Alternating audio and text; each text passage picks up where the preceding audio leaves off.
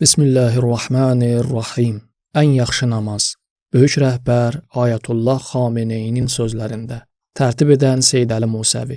Heyifdir ki, insan səfalı cənnətin yanında bir ömür yaşasın, amma ona baş çəkməsin, əzizlərini ona sövq etməsin. İlahi vəhy böyük Peyğəmbər sələvatullaha belə fərman verdi. Əhlinə, ailənə və ümmətinə namaz qılmağı əmr et. Özün də ona səbrlə davam et. Taha 132. Bugün sizin hamınız özünüzü bu müraciətin ünvanı sayın. Müqəddəs həqiqət, dəyərli gövhər və Allahın Muhammed Mustafa salavatullah ümmətinə hədiyyəsi olan namazın qədrini bilin. Bir neçə saniyə. Namaz hətta bizim İslam quruluşumuzda da özünün layiqli yerini tapmamışdır. Bu ağır məsuliyyət alimlərin və İslam marifi ilə tanış olanların öhdəsinə düşür. Onlar namazı hamıya, xüsusən də gənc nəslə daha yaxşı tanıtdırmalıdırlar. İbtidai məktəb uşağından yüksək pilləli tədqiqatçıya qədər hər kəs namazı və onun sirlərini öz zehninə və bilgisinə uyğun şəkildə tanımaq yoluna qədəm qoya və bilmədikləri ilə tanış ola bilərlər. Bizim cəmiyyətimizdə namazı bütün səviyyələrdə tanıtdırmaq üçün mühüm bir dövr başlanmalıdır. Media orqanları, xüsusən də radio və televiziya müxtəlif üsullarla namazı tanıtdırmalı və yada salmalıdırlar. Hər yerdə və həmişə radio və televiziyada namaz birinci olmalı, qəlblərdə iman şövqü və Allahı yad etməyin susuzluğu yaranmalıdır. Məktəb və universitetlərin dini dərslərində namaz dərsi öz yerini tapmalı, namazı öyrənməkdə biçimli sözlər və uca fikirlər hazırlanıb tələbə və şagirdlərin zehninə və qəlbinə təqdim olunmalıdır. Namazın fəlsəfəsi, onun sirlərinin və rəmzlərinin təhlili sənət dili ilə hamıya təqdim olunmalıdır ki, hər kəs öz tutumu qədər ondan faydalansın. Tədqiqatçı və alimlər tərəfindən müxtəlif səviyyələrdə və müxtəlif aspektlərdən kitab və broşurlar yazılmalı, incəsənət və ədəbiyyat işlərinin mətninə çevrilməlidir. Əvvəl namaz. Namazı bərpa etmək salih bəndələr hökumətinin ilk səmərəsi və əlamətidir. Bundan sonra növbə cəmiyyətin iqtisadi tənzimindən və yoxsulluğu məhv etməkdən ibarət olan zəkata, eləcə də yaxşı işlərə dəvət etməyə və pis işlərdən çəkindirməyə, yəni yaxşılıqlara sövq etməyə və pis işlərdən saxlamağa çatır. O kəslər ki, əgər onları yer üzündə yerləşdirsək, hakim etsək, namaz qılar, zəkat verər, yaxşı işlərə dəvət edib pis işlərdən çəkindirərlər. Həcc 41. Daimi bir mübarizənin dayağı. Namazı bərpa etmək təkcə bu deyil ki, salih insanlar özləri namaz qılsınlar. Bu ilahi hökumətin təşkil edilməsinə bağlı olan bir şey deyil. Əslində dinin bu sütunu cəmiyyətdə ucaldılmalı, hər kəs onun sirləri və işləri ilə tanış olmalı və faydalarından bəhrələnməlidir. Mənəviyyatın parıltısı və ilahi zikrin saflığı cəmiyyətin bütün üfüqlərini aydınlaşdırmalı və gözəlləşdirməlidir. Bədənlər və ruhlar birlikdə namaza tələsməli, onun pənahında aram və güclü olmalıdırlar. Namaz dinin əsas sütunudur və xalqın həyatında da ən əsas yerə malik olmalıdır. Allah dininin hakimiyyəti sayəsində insanın gözəl həyatı o zaman hasıl olacaq ki, insanlar öz ürəklərini Allahı yad etməklə canlı saxlasınlar. Onun köməyi ilə bütün şər və fəsad cazibələrinə qarşı mübarizə aparıb, bütün bütləri sındıra, bütün daxili və xarici şeytanların zülm əlini öz vücudlarından kəsə bilsinlər. Bu daimi zikir yalnız namazın vasitəsilə hasıl olur. Namaz əslində insanın onu aşağılığa və zabunluğa çəkən nəfsi ilə, pul və güclə xarlığa və təslimçiliyə vadar edən hakim şeytanlarla həmişə və bütün hallarda apardığı mübarizədə möhkəm dayaq və tükənməyən ehtiyatdır. Tükənməz xəzinə. İnsanla Allah arasında əlaqənin yaranması üçün namazdan möhkəm və daimi bir vasitə yoxdur. Ən ibtidai insanlar özlərinin Allahla rabitələrini namaz vasitəsilə başlayırlar. Allahın ən dəyərli övliyaları da özlərinin məşuqla ünsiyyət xəlvətinin cənnətini namazda axtarırlar. Bu zikir və sir xəzinəsinin heç zaman sonu yoxdur. Kim onunla daha çox tanış olsa, onda daha çox gözəllik və işıq tapar. Namazın söz və zikirlərinin hər biri din bilgilərinin bir hissəsinə işarə vuran, onu təkrar və ardıcıl şəkildə namaz qılanın yadına salan bir xülasədir. Mənalara diqqət yetirməklə səhvsiz və qəflətsiz qılınan namaz insanı ilahi bilgilərlə günbəgün daha artıq tanış edib, onlara daha artıq sevgi yaradır. Namaz ürəkdən qılınmalıdır. Bizim xalqımız, bizim cəmiyyətimiz, xüsusən də indi ağır əmanəti öhdəsinə götürmüş gənclərimiz namazı tükənməz qüdrət mənbəyi bilməli və bu gün bəşəriyyəti təhdid edən fəsad, ədalətsizlik və azğınlıq cəbhəsi qarşısında namazdan və Allah zikrindən qüvvə almalıdırlar. Bu gün özümüzdə olan mübarizə bizi Allah zikrinin möhkəm dayağına, ona ümidə və etimada hamıdan qabaq və həmşəkindən daha çox möhtac edir. Namaz bizə bu ümidi, etimadı və mənəvi qüvvəni bəxş edən çağlar bulaqdır. Ürəkdən və diqqətlə qılınan namaz, zikirlə dolu olan namaz, insanın öz Allahı ilə söhbət etdiyi, ona könül verdiyi namaz, daim insana ən uca İslam marifini öyrədən namaz, insanı puçluqdan, məqsədsizlikdən və zəiflikdən xilas edir. Həyat üfüqünü onun gözündə aydınlaşdırır. Ona iradə və məqsəd bəxş edir. Ürəyini azğınlığa, günaha və aşağılığa, təmayüldən xilas edir. Məhz buna görə namaz bütün hallarda, hətta döyüşdə və həyatın ən çətin sınaqlarında da öz birinciliyini əldən vermir. İnsan həmişə namaza ehtiyaclıdır. Təhlükəli anlarda isə daha ehtiyaclıdır. Hər yerdə namaz. Bütün ümumi mərkəzlərdə, məktəblərdə, universitetlərdə, zavodlarda, hərbi hissələrdə, hava limanlarında, qatar dayanacaqlarında, dövlət idarələrində və digər yerlərdə namaz üçün münasib yerlər nəzərdə tutulmalıdır. Məscid və namazxanalar təmiz, səliqəli və ürəkaçan olmalıdır. Namaz fəzilətli, vaxtında və cəmaatla qılınmalıdır. Hər bir yerdə oranın görkəmli və böyük şəxsləri digərlərindən önə keçməli və namaza diqqəti əməli surətdə digərlərinə öyrətməlidirlər.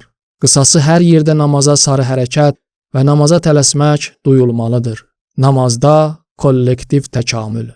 Namaz bəşərin məmur edildiyi və ondan istənilən daimi və zəruri hərəkət sahəsində ən böyük vacib və ən təsirli vasitədir. Bəlkə də bəziləri namazın bu xüsusiyyətini yalnız kamala sarı fərdi hərəkətdə bilmiş, onun kollektiv və ictimai cihad səhnəsində və güclü dünyəvi düşmənlər qarşısında rolu haqda bir söz eşitməmişlər. Bu baxımdan bilmək lazımdır ki, hər növ qarşıdurmada yardım ürək və iradələrin saflıqla, təvəkküllə, özünə inamla və aqibətə ümidlə dolu olmasından asılıdır. Namaz isə bütün bunları və çoxlu digər faydaları namaz qılanın qəlbinə və canına axıdan, ondan aydın, möhkəm, istirabsız və ümidli bir insan düzəldən çağlar bulaqdır. Quranda və son Peyğəmbər səlvatullahın uca sözlərində namaz pis və bəyənilməz işlərdən çəkindirən, müminin pərvazı, Allaha yaxınlaşdıran amil və bir sözlə dinin ən yaxşı əməli tanıtdırılmış, Əziz Peyğəmbər səlvatullah onu gözünün nuru adlandırmışdır. Bu, namazın əzəmətini dərk etməkdə bizi daha artıq və daha dərin diqqətə vadar etməlidir. Namazın ruhu Allahı yad etməkdir. Namaz müəyyən sözləri söyləmək və hərəkətləri yerinə yetirmək deyil. Namazın ruhu Allahı yad etmək, Allah qarşısında dayanmaq və kiçilməkdir. İlahi təlimlərlə insana vacib edilən bu sözlər və hərəkətlər həmin ruh üçün ən yaxşı forma, həmin məqsədə çatmaq üçün ən yaxın yoldur. Zikirsiz və ürəkdən qılınmayan namaz ruhsuz bir bədəndir. Dini mətnlərdə namazın qəbul olunması mövzularında bu barədə danışılmış və göstərilmişdir ki, bir namazın yalnız ürəkdən və diqqətlə qılınan hissəsi qəbul olunur. Hamlıqla namaza. Bu vəzifədə hər kəsin xüsusi rolu var. Ata və analar öz sözləri və əməlləri ilə övladlarını namaza həvəsləndirməli və cəlb etməlidirlər. Müəllimlər məktəb və universitet şagirdlərini bu parlaq həqiqətə sarı hərəkətə vadar etməlidirlər. Möhtərəm ruhani və alimlər təhsil müəssisələrində və tələbə mərkəzlərində yeni nəsil üçün namaz imamlığını faydalı fürsət saymalıdırlar. Dərs kitablarını yazanlar namazın sirlərini və dərslərini orada yerləşdirməlidirlər. Mədəniyyət Nazirliyi, Təbliğat Komitəsi və Teleradio verilişləri şirkəti namaz gövhərini və namaz qılanın simasını göstərmək üçün incəsənət vasitələrindən, xüsusən də kino sənətindən istifadə etməlidirlər. Əziz sənətkarlar şeir, hekayə, rəssamlıq və digər yollarla keyfiyyətli və hətta nəfsi sənət əsərləri yaratmaqla incəsənətin güclü əlini belə dəyərli işə qoşmalıdırlar. Məktəblərdə müəllim və müdirlər və bütün mərkəzlərdə məsul şəxslər özləri namaz sıralarında iştirak etməklə namaz qılanları həvəsləndirməlidirlər. Elmi, mədəni, təhsil və təbliğ toplantılarında namazı sədaqət və hidayət ilhamını bəxş edən amil kimi öz vaxtında yerinə yetirməlidirlər. Dini yazıçılar və natiqlər namaz onun məfhumu, fəlsəfəsi, məqsədi, təsirləri, faydaları və hökmləri barədə danışmalı və yazmalıdırlar. Xalq ən yaxşı namaz qılmaq tərzi olan cəmaət namazlarında iştirak etməklə məscidləri rövnəqləndirməli və bundan əlavə namaz vaxtı çatanda insanlar hər bir təmiz və münasib yeri məscid sayıb orada namaza durmalıdırlar. Bizi rahatlandır, ey Bilal. Hədisdə göstərilir ki, namaz müjdəsi böyük Peyğəmbər səlavatıllahı vəcdə gətirirdi. Namazın həmişəlik müjdəçisi olan Bilala buyururdu ki, bizi rahatlandır, ey Bilal. Yəni, ey Bilal, namaz müjdəsi olan əzanla ürəyimi rahatlandır. Namazı uca tutmaq, onu yaymaq və adını ucaltmaq da Allah bəndələrinin qəlbinə vəcd və təravət bəxş edir. Yorğunluq və istirabın qara buludlarını onun səmasından dağıdır. Bu, namazın öz xüsusiyyətindən irəli gəlir. Namaz qılanların mənəvi rahatlığına bais olur. Onun nigaranlığını və psixoloji istirablarını aradan qaldırır. Namaz haqqına layiqincə əməl olunmasının əlamətləri. Birincisi, namazın ümumiləşdirilməsidir. Böyük naşükürlükdür ki, bir şəxs İslam mühitində yaşasın, amma hər bir müsəlmanın ən üstün vəzifəsi olan namazı qılmasın. Belə bir şəxs Allahın və Allah bəndələrinin yanında xəcalətli, özünə qarşı isə müqəssirdir.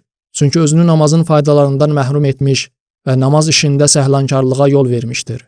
İslam cəmiyyətində hamı, qoca, gənc, yeniyetmə, hər hansı bir ictimai yaxud ailə mövqeyində olanlar bütün zaman və məkan şəraitlərində, rifahda, əziyyətdə, şadlıqda və qəmdə namazı dinin sütunu və bir müsəlmanın həyatının bir hissəsi kimi qıldıqda, heç bir bəhanə ilə onu qəsdən tərk etmədikdə, namazın haqqının verilməsinin ən mühüm nişanəsi aşkarlanmış olur. Başqa bir əlamət namazı yaxşı qılmaqdır. Yəni namazın sözlərinin mənasına və məhfumuna diqqət yetirməklə, ürəkdən və təzim hissi ilə. Başqa bir əlamət məscidləri abadlaşdırmaq və cəmaət namazlarını artırmaqdır. Bu, namazın ictimai həmkarlıq və həmrəylik səviyyəsindəki faydalarının aşkara çıxarılması deməkdir. Şübhəsiz, bu vacib əməl də daxili amilə, yəni diqqətə, zikrə və mənəvi əlaqəyə arxalanmasına rəğmən, digər dini vaciblər kimi insanın həyatının bütün sahələrini, onun bir hissəsini əhatə edir. Nəinki hər bir şəxsin fərdi və şəxsi həyatını. Cəmiyyət üzvlərinin kollektiv fəaliyyəti məsələsi ortaya qoyulduqda, namaz ən qızğın və ən coşqun kollektiv ibadət kimi böyük bir rola malik olur. Bu xüsusiyyətin nümunəsi gündəlik cəmaət namazları, cümə namazı və bayram namazlarıdır. Başqa bir əlamət namazın elmi mütaliə və tədqiqat sahəsində ortaya qoyulmasıdır. Namaz və onun müqəddimələri barədə fiqhi araşdırma, elm hövzələrində ən uzun fiqh mövzularını təşkil etdiyi kimi, namazın kəlam, irfan və ictimai mövzuları da cəmiyyət səviyyəsində irəli sürülən dini mövzuların mühüm silsiləsini yaratmalıdır. Başqa bir əlamət budur ki, hər bir yerdə, bütün ümumi və dövlət binalarında münasib namazxanalar görünsün. Hər bir yerdə hamı üçün namaz qılmaq asanlıqla mümkün olsun. Başqa bir əlamət budur ki, cəmiyyətin böyükləri gözlərini dikdiyi və barmaqların hədəf seçdiyi şəxslər ümumi namaz mərkəzlərində görünsünlər və ictimai yerlərin namazxanaları bikar yaxud işsiz insanlara məxsus sayılmasın. Diqqətlə araşdırılsa, bunun digər əlamətləri də var. Bu əlamətlərin hamısı bir cəmiyyətdə mövcud olsa, o cəmiyyətdə namazın haqqı həqiqətən verilmiş olar. Bu əlamətlər nə qədər çox olsa, namazın haqqını yerinə yetirməyə təmayül də daha çox olar. Teleradio və namaz. Radio və televiziyada namaz məsələsinə hamıya öyrətməli bir mövzu kimi yanaşılmalıdır. Xüsusi proqramda yaxud müxtəlif proqramların arasında ondan söhbət açılmalı, onun dərinlikləri, sirləri və dərsləri xalqa izah olunmalıdır. Namazın 3 xüsusiyyəti. Namazda 3 əsas xüsusiyyət var. Onlar insanların mənəvi paklığında və psixoloji tərbiyəsində namaza böyük rol bəxş edirlər. Birincisi budur ki, İslamda müəyyən olunmuş formada, yəni xüsusi hərəkət və zikirlərə malik olan namaz, təbii şəkildə namaz qılanı günah və çirkinlikdən uzaq durmağa çağırır. Həqiqətən namaz insanı çirkin və pis əməllərdən çəkindirir. Bu ardıcıl dəvət hər kəsi bataqlıqlardan xilas edib yüksəltmək gücünə malikdir. İkincisi budur ki, onda hər bir insanın həqiqi və fitri məşuqu olan Allah Taala'nın qarşısında ibadət və təzim hissini canlandırır, onun fitrətində yaradılmış bu parlaq həqiqətin unudulmamasını təmin edir. Üçüncüsü budur ki, Namaz qılanın canına və qəlbinə həyatın bütün sahələrində müvəffəqiyyətin əsas şərti olan aramlığı və dincliyi hədiyyə edir. Əxlaqi tərbiyə üçün ciddi addım yolunda böyük maneə olan təşviş və istirabı ondan uzaqlaşdırır. Qeyd olunan bu xüsusiyyətin hər biri diqqətlə və dərindən araşdırılıb ölçülməyə layiqdir. Bu yolla namazın bir çox bilgiləri aşkara çıxacaq. Mənəvi hal təkrarla hasil olur. Mənim hamıya, xüsusən də gənclərə təkidli tövsiyəm budur ki, namazla ünsiyyət qursunlar və ondan bəhrələnsinlər. Yəni namazı mənasına diqqət yetirməklə və Allah Teala'nın qarşısında dayanmaq hissi ilə qılsınlar. Təkrar etməklə bu işi özlərinə asanlaşdırsınlar ki, nafilələri, xüsusən də sübh və şam namazlarının nafilələrini də qıla bilsinlər. Əgər onların yaxınlarının və dostlarının arasında hələ də özünü namaz nemətindən məhrum etmiş bir şəxs olsa, onu bu böyük günahdan və böyük zərərdən çəkindirsinlər. Bu işi öz dilləri və hikmətli rəftarları ilə görsünlər. Əlbəttə, ata və analar öz övladlarının, xüsusən də yeniyetmələrin namazı üçün daha böyük məsuliyyət daşıyırlar. Müvəffəqiyyət üçün yol. Namaz göz oxşayan və ürək açandır. Şübhə etmək olmaz ki, bu şəxsi və ictimai olan bütün mühüm işlərdə uğur və müvəffəqiyyətə sarı bir yoldur. Səadət və qurtuluşa sarı bir yoldur. Həqiqətən möminlər nicat tapmışlar. O kəslər ki, namazlarında hər şeyi unudaraq ruhən və cismən yalnız Allaha müti olub, ona təzim bildirərlər. Möminun 1. Nə qədər insan və toplumlar zikrin, təzimin və tövbənin, namaz onun kamil nümunəsidir. Qədrini və yerini bilməklə dünyəvi işi və yaradıcılığı onunla yanaşı etməklə yüksəliş və kamal zirvələrinə çatdı. Və nə qədər bixəbər və yaxın görən varlığın bu böyük sirdən qafil olub özünü kamil saadətdən məhrum etdi. İstər maddi fəaliyyət və iş formasında, istərsə də bikarlıq və tənbəllik surətində hər yerdə özünü bir formada məhrumluq və uğursuzluq bataqlıqlarında qərq etdi. Bəşər həyatında fəaliyyət və mücahidliyi Allahı xatırlamaqla, onunla ünsiyyətlə və ona eşqlə yanaşı edən insanlar sözün həqiqi mənasında xoşbəxtliyə qovuşurlar. Öz cisimləri və canları üçün onu təmin edirlər. Yaradıcı, mütəfəkkir və istehsalçı qüvvələr. Mənim təkidli tövsiyəm budur ki, namazla əlaqədar orqanlarda yaradıcı, mütəfəkkir və istehsalçı qüvvələrdən maksimum istifadə olunsun. İncəsənət, ədəbiyyat, film və təbliğat sahələrində proqram imkanlarından maksimum istifadə olunsun. Elm və incəsənət imkanlarından irəli gələn yollar seçilsin və sayı çox olan bütün mövcud potensiallar işə salınsın. Müsbət və qane-edici dəyərləndirmə o zaman baş verəcək ki, insanı islah edən bu vacib əməl həmişə axmaqda olan zülal su kimi hamının həyatını və qəlbini təravət, ümid və imanla zinətləndirsin. Bir neçə əməli tövsiyə. Universitetlərin dini kitablarına, universitetdən öncəki pillələrin dərs kitablarına, kiçik və hamı üçün anlaşıqlı olan broşurlara namaza dair yüksək və dərin sözlər, çoxlu yeni məzmunlar salınmalıdır. Namazın fiqh hökmləri asan və səlis formada nəşr edilməli, digər xalqlara göndərilmək üçün broşurlar, münasib səsli və görüntülü kasetlər hazırlanmalıdır. Gözəl səsi olan şəxslər tərəfindən hər yerdə azan səsi yayılmalı, heç bir şəhər və məhəllə azan səsindən məhrum olmamalıdır. Məscidlərin tozları yaxşı formada alınmalı və məscidə xidmət kollektiv bir xalq işi sayılmalıdır. Sübh namazı məscidlərdə qılınmalıdır. Hər bir şəhərin cümə namazları onların komitələrində, alimlərin və bilgi adamlarının iştirakı ilə daha da səmərəli edilməlidir. Dövlət qurumları və idarələrinin müdirlərinin özləri o qurumlarda namazın bərpa edilməsinə rəhbərlik etməlidirlər. Hərbi hissələrdə namazın öyrədilməsi və ona əməl edilməsi daha da ciddiləşdirilməlidir. Boş şose yollarında yetərincə məscid tikdirməli və yolüstü şəhərlərdə 24 saat açıq və hazır olan məscidlər olmalıdır. Yeni salınan şəhər və qəsəbələrdə cami məscid şəhərin ilk binası və həqiqi mərkəzi kimi tikilməlidir. Bütün toplumlarda namaz vaxtı çatan kimi namaz qılınmalıdır. Sıxlığına görə yaxud hər hansı bir səbəbdən bu işə qadir olmayan toplumların proqramı elə tənzimlənməlidir ki, namaz vaxtına düşməsin. Bugünkü bəşərin ən böyük ehtiyacı. Bugün maşınlaşmış həyatın bütün bəşər cəmiyyətlərinə yayılmasından dolayı insan və insaniyyət ağır təzyiq altında qalmışdır. Belə bir sistemdə insanlar özlərinin fərdi və ictimai yaşayışlarının ahəngini ağır və əzablı maşın tempi ilə uyğunlaşdırmağa məcburdurlar. Rəhm, mürüvvət, bağış, fədakarlıq və bir çox əxlaqi dəyərlər bu ümumi harmoniyada təsirsiz və rəngsiz olur. Ailə və mehriban ailə yaşayışı ayaq altda tapdanır. 10 illər öncə xeyirxah və uzaqgörən insanlar hətta sənaye və maşın sivilizasiyasının qəlbində bu təhlükəni duymuş və xəbərdarlıq etmişlər. Lakin təəssüf ki, hələ də milyonlarla insan, xüsusən də daha zərif duyğuları və daha zəif ruhiyyələri olan gənclər bu böyük bəlada müdafiəsiz və müalicəsiz qalmışlar. Rəhimli və səxavətli Allahla mənəvi rabitəyə ehtiyac bu cəhətdən bu gün dünya xalqı üçün həmişəkindən daha aktual və daha ciddidir. Və bu ehtiyacı təmin etmək üçün namaz ən əlverişli və ən yaxşı vasitədir. Bəşəriyyət bu gün İslamın xalis, kamil və coşqun namazına həmişəkindən daha ehtiyaclıdır.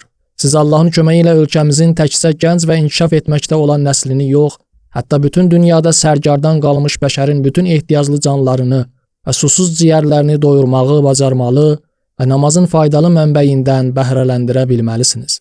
Cəmiyyətdə açar rol. Yerin bir nöqtəsində ilahi hakimiyyətin bərqərar olunması ilə Allahın seçilmiş bəndələrinin və möminlərin üzərinə düşən ən mühüm vəzifələrdən biri də namazdır. Quran namazın bərpa edilməsinə xüsusi məqam tanımış və ona siyahının başında yer vermişdir. O kəslər ki, əgər onları yer üzündə yerləşdirsək, hakim etsək, namaz qılarlar. Həcc 41. Əgər xalqın arasında namazı bərpa etməyin köklü rolu olmasaydı və bu İslam quruluşunun böyük məqsədlərini təmin etmək üçün möhkəm təməl sayılmasaydı, namazın əhəmiyyətinə belə səlis təkid göstərilməzdi. Həqiqət budur ki, namaz yalnız şəxsi bir vəzifə olmaqdan daha çox əslində fərdin və cəmiyyətin idarəsində açar rola malikdir. Fərdin psixoloji duyğularının tənzimində və cəmiyyətdəki ağır vəzifələrinə dözmək üçün əlverişli şəraitin təmin edilməsində namazın müstəsna rolu inkar edilməzdir. Cihad, pis işlərdən çəkindirmək və zəkat kimi təhlükəli və vacib əməllərin qaçılmaz dayağı olan insan ruhunda fədakarlığın, bağışın, təvəkkülün və bəndəliyin lazımi əsaslarını vücuda gətirən və onu şücaətlə həmin meydanlara yollayan namazdır. Düşmənin hücum etdiyində cihad fərzi əhəmiyyət kəsb edirsə, yaxud xalqın bəzi təbəqələrinin həyatının çətinləşməsinə görə zəkat və infaq fərzi hamıya müraciət edirsə, yaxud düşmənin mədəniyyət və əxlaq sahəsində fəaliyyətindən irəli gələrək yaxşı işlərə dəvət və pis işlərdən çəkindirmək ümumi vacib olursa, namaz bütün bu şəraitlərin heç birində nəinki ən xeyirli əməl məqamından enmir. Hətta bütün mücahidliklərin, fədakarlıqların və təhlükəli fəaliyyətlərin psixoloji və mənəvi dayağı kimi onun əhəmiyyəti daha da artır. Saatlar namazla uyğun olsun. Məktəb müəllimləri namaz vaxtı oğlan və qız yeniyetmələri məktəblərin namazxanalarına getməyə həvəsləndirsinlər və özləri hamıdan qabaq namaza tələssinlər. Məktəblərdə tərbiyəvi işlərlə məşğul olanlar namazı tərbiyə proqramlarının birincisi saysınlar. Ölkənin idman məmurları namazı xatırlamaqla və bərpa etməklə idman mühitlərinə ruh bəxş etsinlər. İdman yarışlarına vaxt təyin edərkən namaz saatını boş qoysunlar. Yeri və zamanı namaz qılmağa hazır etsinlər. Qatar, təyyarə və digər nəqliyyat vasitələrinin hərəkətini tənzim edənlər sərnişinlərin namaz vaxtını və imkanını nəzərə alsınlar. Həqiqi cənnət. İslam quruluşunun ən üstün məqsədi dəyərli insanlar yetişdirməkdir. Fərdin və cəmiyyətin quruculuğu hər iki cəhətdən, yəni həm cism və həm canla, həm maddi və həm mənəvi sahədə olmalıdır. İbadətlər və onların başında namaz bu səbəbdən belə əhəmiyyət kəsb edir və dinin sütunu adlanır. Diqqətlə və Allahı yada salmaqla namaz qılanların sayı nə qədər çox olsa, xudpəsəndliklərin, egoistliklərin, pis niyyətlərin, tamahkarlıqların, təcavüzlərin, paxıllıqların və bədxahlıqların zülmətləri də bir o qədər azalacaq. Həyatın alnında qurtuluş nuru daha çox parlayacaq. Bəşərin bütün uğursuzluqlarının kökü Allahı unutmaqda və şəxsi maraqlarla məhdud olmaqdadır. Namaz insanı bu zülmət hasarlardan xilas edir. Onun şəhvətini və qəzəbini uca həqiqətə və ümumi xeyrə sarı yönəldir. Diqqətli və mənəvi halla qılınan namaz əvvəlcə namaz qılanın qəlbində və canında, sonra isə tədricən onun ətrafında həqiqi cənnət yaradır. Qurtuluşu və düzgünlüyü hədiyyə edir. Odur ki, bütün ilahi dinlərdə namaz qılmaq dindarlığın ən ümdə qaydası, imanın ən aşkar və ən ümumi əlamətidir. İslamın namazı isə ən kamil və ən gözəl namazdır. Hətta kəndlərdə. Bütün namaz qılanlar namazı sözlərinin mənasına diqqət yetirməklə qılmağa çalışmalıdırlar. Yəni namazda izzətli və rəhimli Allahla danışmalıdırlar. Namaz qılanın canını doyuran mərhəmət bulağı budur. Adiyyətli şəxslərin bütün səviyyələr üçün namazın tərcüməsinin yazıldığı vərəqlər hazırlayıb, onu milyonlarla tirajla hər yerdə yaymaları lazımdır. Hər bir şəxsə namazın sözlərinin mənasını anlamaq imkanı verilməlidir. Allaha həmd olsun ki, ölkənin şəhərləri səviyyəsində müəyyən həddə işlər görülüb. İndi ölkənin kəndlərində namazın bərpasının yeni dövrü başlanmalıdır. Kəndlərdə namazın forma və mənasının yayılması geniş proqramlarla başlanmalıdır. Yaxşı olar ki, elm hövzəsi və dini tələbələri olan bütün şəhərlərdən hər cümə axşamı müəyyən qruplar kəndlərə ezam olunsunlar. Din və mənəviyyat sözünü çatdıran bu insanların birinci şüarı namazı bərpa etmək olmalıdır. Allaha sarı hərəkətin ilk və son addımı. Namaz Allaha sarı yolun ilk addımıdır. Lakin bu ilahi amilin potensialı elə bir həddədir ki, bəşər kəmalının zirvəsində də səma insanının uçuş qanadı ola bilər. Belə ki, tarixin ən üstün insanı, yəni İslamın əziz Peyğəmbəri sələvatullah buyurur, namaz mənim gözümün işığıdır. Namaz vaxtı çatan zaman o öz azancısından istəyir ki, azan verməklə onun canını rahatlığa və dincliyə qovuştursun. Bəlkə də demək olar ki, heç bir başqa ibadət növü insanın mənəvi təkamülünün bütün mərhələlərində onun üçün bu şəkildə yol açan, qüvvə bəxş edən və təsirli deyil. Namaz cəmiyyətin üzvlərinə əvvəla əxlaqi və mənəvi sağlamlıq və yüksəklik bəxş etdiyindən, ikincisi isə özünün xüsusi forma və məzmunu ilə namaz qılanı nizam-intizama çəkdiyindən, veyillikdən və avaralıqdan xilas etdiyindən, haqlı olaraq ictimai nizam-intizamın mühüm amillərindən biri sayılmalıdır. Əgər namazın ürəkdən, şövqlə və fəzilət zamanında qılınması bir xalqın arasında yayılsa, bu o xalqın qəti nailiyyəti olacaq.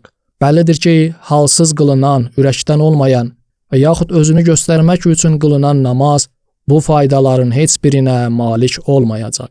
Camaat imamı nümunə olmalıdır. Camaat imamları və əməldə digərlərinin nümunəsi olanlar məqbul namazın şəraitinə malik olmaq üçün çox çalışmalıdırlar. İmamların məşhur səhabələri kimi vacib və müstəhəb namazların keyfiyyət və kəmiyyətində digərlərinə örnək olmalı, inqilabdan 10 illər öncə ölkəmizdə sayğısızlığa və müxtəlif təbliğat hücumlarına məruz qalan namazı gözəl keyfiyyətdə ümumiləşdirməlidirlər. Təkəbbürlülüyün müalicəsi. Can sağlığını və həyatın rahatlığını təhlükə və maneələrlə üz-üzə qoyan bəyənilməz xislətlər arasında təkəbbürlülük onların ən pislərindəndir. Özünü üstün görmək və ondan irəli gələn üsyankarlıq çox həqiqətləri tanınmaz və fəzilət yollarını keçilməz edir. Haqsız kin və ədavətlər, çirkinliklər və anormallıqlar yaradır. Bəli, təkəbbürlülük həqiqətin pərdəsi, fəzilət yolunun tikanı, saflığın və sədaqətin düşməni, düşmənliyin və pisliyin səbəbkarıdır. İnsan və cəmiyyətlər ömürlərinin əvvəlindən indiyədək tayfaların və fərdlərin təkəbbürlülüyü üzündən və ondan irəli gələn üsyankarlıqlardan və təəssübkeşliklərdən saysız-hesabsız tələfata dözmüşlər və dözürlər. İslam ibadətləri və hamısından çox namaz insanların canından bu bəlanı uzaqlaşdırmaq üçün təsirli və işlək müalicələrdəndir. Namaz mənəviyyatla ürəkdən və qaydalı şəkildə qılındıqda insan ruhunu onun mahiyyətinin ehtiyacı olması ilə tanış edir. Daxilindəki təkəbbürlülük, öyünmə və yalançı əzəmət hissinin kökünü yandırır. Allah qarşısında təzim, onun qəlbinə düzgün baxış və agahlıq nurunu saçır. Özünü böyük görməyin xəyali sayəsi onun üzərindən götürülür. Allah imanı şirkdən paklanmaq və namazı təkəbbürdən qorunmaq üçün vacib etmişdir. Yüksək mövqedə olanlar daha ehtiyaclıdırlar. Nəhcül Bəlağədə buyurulur ki, Allah mömin bəndələri namazlarla, zəkatlarla və çətin oruclarla təkəbbürdən və xudbinlikdən qoruyur, onlara rahatlıq bəxş edir, gözlərinə və ürəklərinə təvazökarlıq öyrədir, nəfslərini ram edir və xudpəsəndliyi onlardan uzaqlaşdırır. Bizim İslam ölkəmizdə bütün fərdlər, özəlliklə elmi, ictimai və iqtisadi baxımdan yüksək məqama sahib olanlar bu xüsusiyyətlərə ehtiyaclıdırlar. Üsyankarlıq, təcavüzkarlıq, hegemonluq, artıq tamahlıq, digərlərini təhqir etmək və haqq sahiblərinin haqqını görməzdən gəlmək bəlası o gün cəmiyyətlərin və dünyanın ən böyük bəlasıdır. Bütün bunların əlacı isə İmam Əli əleyhissalamın bu uca sözündədir. Bu reallıqlara diqqət yetirmək namazın və Allahla rabitənin dəyərli rolunu bəsirət və insaf əhlinin gözündə aşkara çıxarır.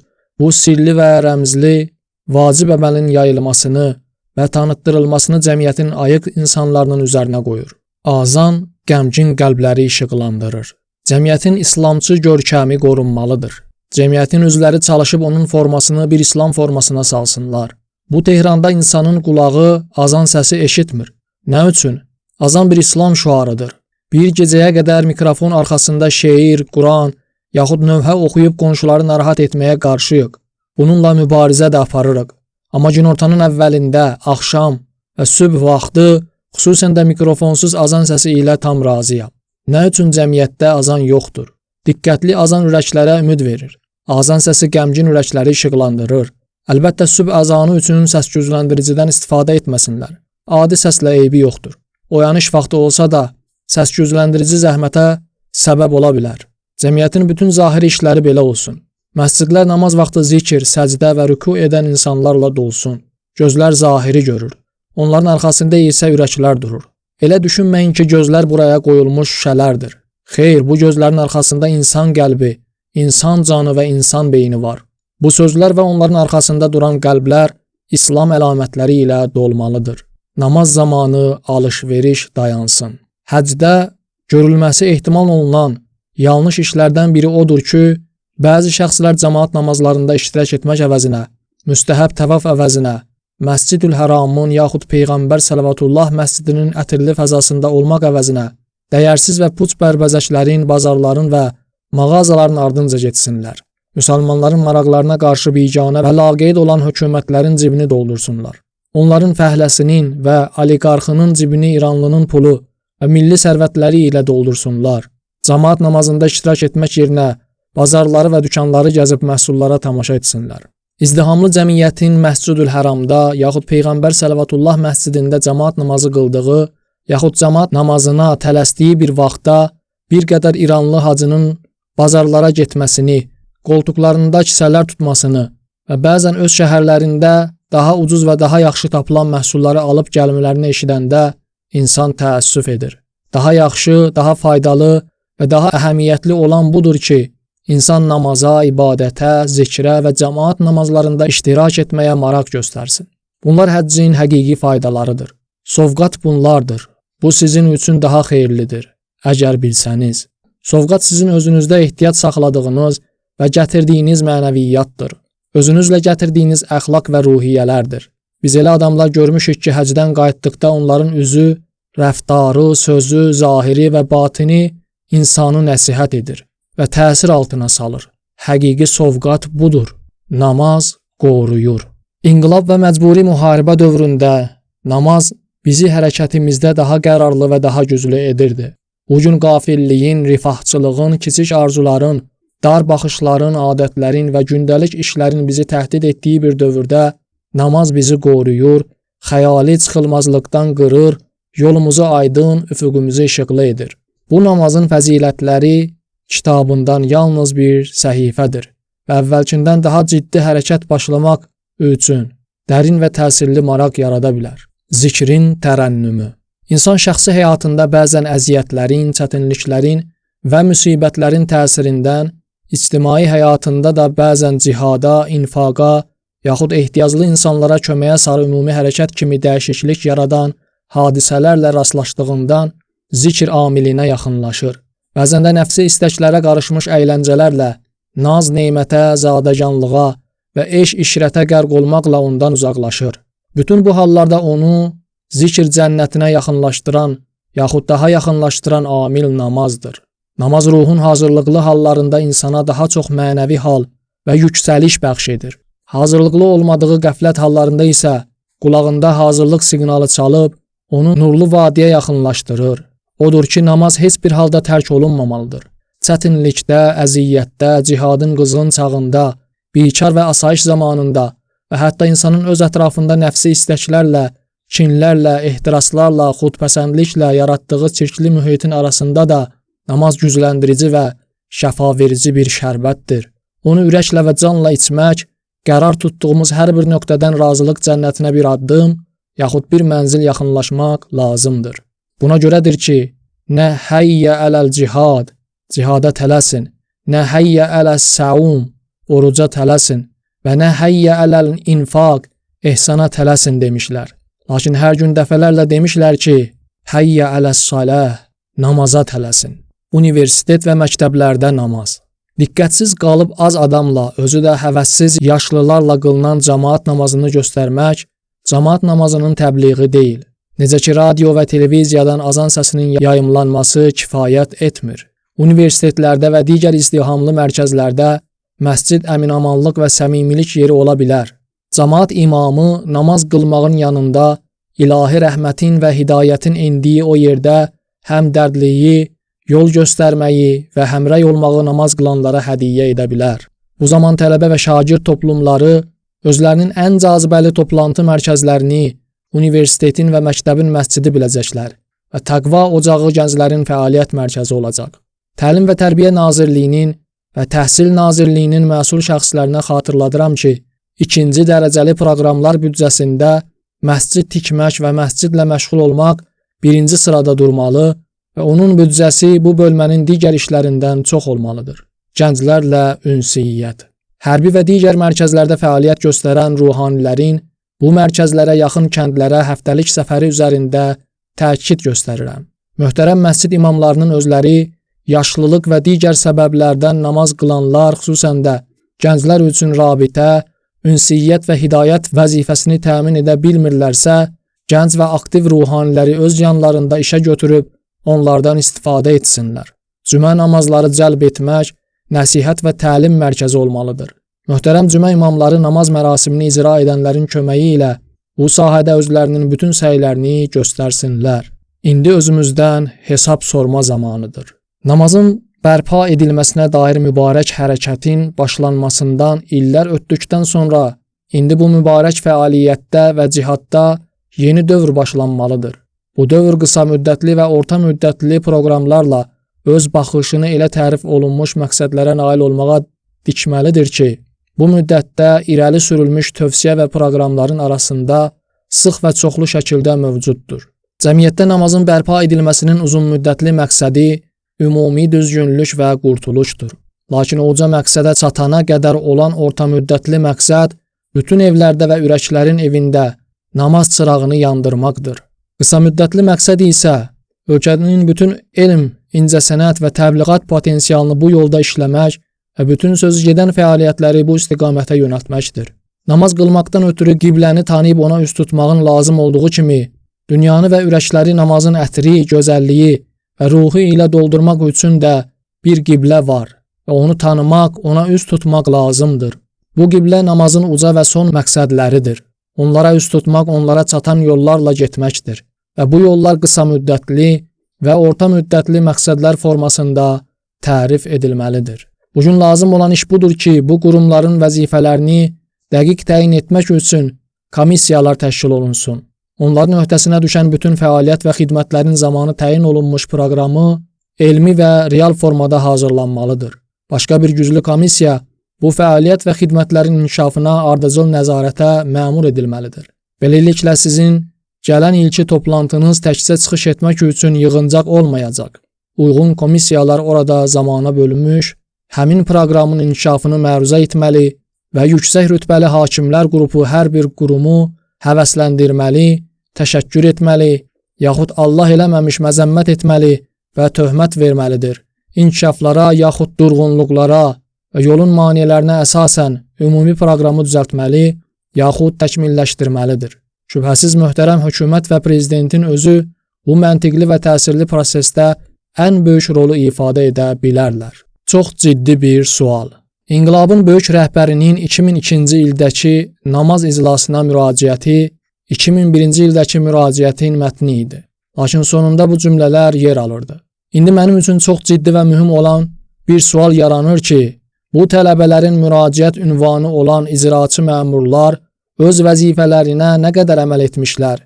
Radio və televiziya, Təlim və Tərbiyə Nazirliyi, Təhsil Nazirliyi, universitetlər, İslam Mədəniyyəti Nazirliyi, İslam Təbliğatı Komitəsi, kino istehsalı mərkəzləri, silahlı qüvvələr, Yol və Nəqliyyat Nazirliyi, şəhər merləri və digərləri bu müraciətdə olanlardan istənilən vəzifəni hansı həddə yerinə yetirmişlər? Möhtərəm Prezidentdən və digər yüksək rütbəli məmurlardan ciddi şəkildə gözlənilir ki, adiyyəti şəxslərə bu əsaslı sualla müraciət edib onlardan cavab istəsinlər. Çox həyasızlıq lazımdır. Prezident olarkən dəfələrlə Dövlət Şurasının yaxud Müharibə Şurasının iclaslarını namaz üçün kəsmişəm və bu qaydaya inanmışam. İndi də inanıram ki, əgər iş namaza düşərsə, işi tətil edib namaz qılmaq lazımdır. Dəlilim də budur ki, namaza tələsin nidası gələrkən və Allahın sizi namaza çağırdığında gözünüzü digərlərinin gözünə dikməyiniz və etinasızlıq göstərməyiniz çox həyasızlıq tələb edir. Bu namazın dəyərini gizlətməkdir. Bu həm işə zərbə vurur, həm də real nəticələri var.